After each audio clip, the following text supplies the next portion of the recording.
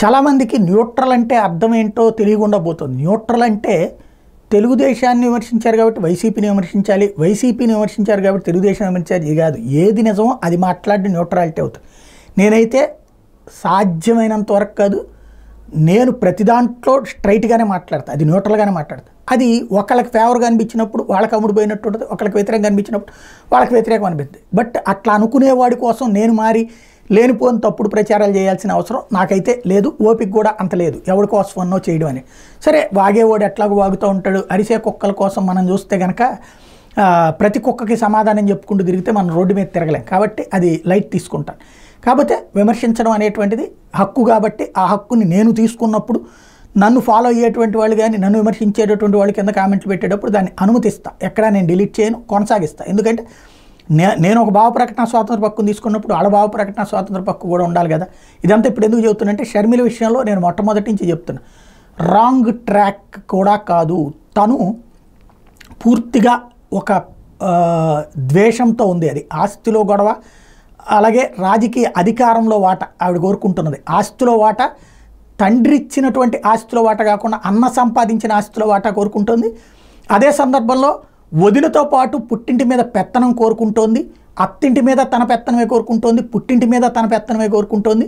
అట్లాగే తండ్రి ఇచ్చిన ఆస్తిని వాడేసుకుని ఇప్పుడు అన్నిచ్చిన ఆస్తిలోనూ వాటా కావాలంటుంది. అది అక్కడే క్లాష్ అవుతుంది, వదిన మరదళ్ళ మధ్యన కానీ అన్నా చెల్లెళ్ళ మధ్యన కానీ అన్నట్టుంది. నేను చాలా క్లియర్గా చెప్తాను, ఎందుకంటే నేను అక్కడ సేకరించినటువంటి సమాచారాన్ని బట్టి. అదే సందర్భంలో ఇప్పుడు తాజాగా ఒక స్టేట్మెంట్ ఇచ్చింది.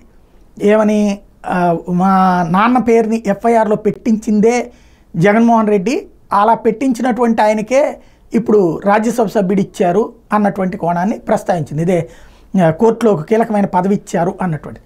అక్కడ కొంచెం తెలివి ఉంటే ఇప్పుడు ఆ రోజున ఆ కేసు పెట్టినప్పుడు ఆ రోజున మరి తనే కదా వ్యతిరేకించింది, తన నాన్న పేరు ఎఫ్ఐఆర్లో పెట్టారని. ఇన్నేళ్ల పాటు గొడవ చేసింది తనే కదా, కాంగ్రెస్ పార్టీ పెట్టించిందనే కదా గొడవ చేసింది. మరి ఇప్పుడు జ్ఞానోదయం అయిందా? అంటే రాజకీయ కోసం తండ్రి చావుని వాడుకుంటుంది, దేన్నైనా వాడుకుంటుంది. పాయింట్ ఏంటి అక్కడ, కాంగ్రెస్ పార్టీ ఆ రోజున తనని జగన్ మీద కేసులు పెడుతున్నప్పుడు జగన్ తరపున లాయర్ క్వశ్చన్ చేశారు. అక్కడ జగన్కి అసలు ఈ ప్రభుత్వంతో ఏంటి సంబంధం, అసలు ప్రభుత్వంలో పాత్రధారి కాదు, సూత్రధారి కాదు, ఏ పదవి లేదు, తను ఒక సాధారణ ఎంపీ, తను ఎట్లా అసలు ప్రభావితం చేయగలుగుతాడు? వాళ్ళ నాన్న సీఎంగా ఉంటే ఆయన నిర్ణయం తీసుకుంటే దానికి ఈయనకేంటి సంబంధం అన్నటువంటి. దానికి అప్పుడు కాంగ్రెస్ గవర్నమెంట్ ఏం చేసింది, వాళ్ళ నాన్న పేరు కూడా పెట్టమని చెప్పింది ఎఫ్ఐఆర్లో.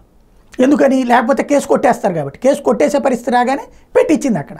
అది జగనే పెట్టించాడని మాట్లాడుతున్నదంటే ఆవిడలో పరిణతి ఉందా లేదా అంటే, అన్న మీద విపరీతమైన ద్వేషం, వదిన మీద విపరీతమైన ద్వేషం, పుట్టింటిని మొత్తం కొల్లగొట్టేయాలనుకున్నటువంటి పైత్యం తప్పించి మరేం కనిపించట్లా.